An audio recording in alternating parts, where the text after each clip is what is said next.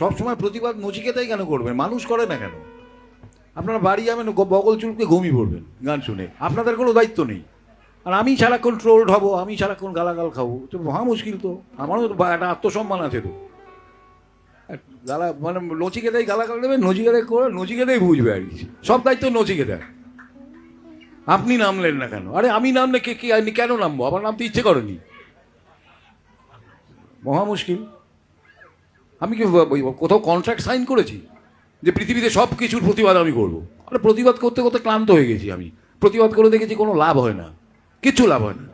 এখন যে সময়টা এসছে সেটা আরও বিরক্তিকর একটা সময়। একটা সময় ছিল জনগণ পলিটিশিয়ান চুজ করতো, এখন পলিটিশিয়ানরাই জনগণ চুজ করছে। বুঝতে পারছেন?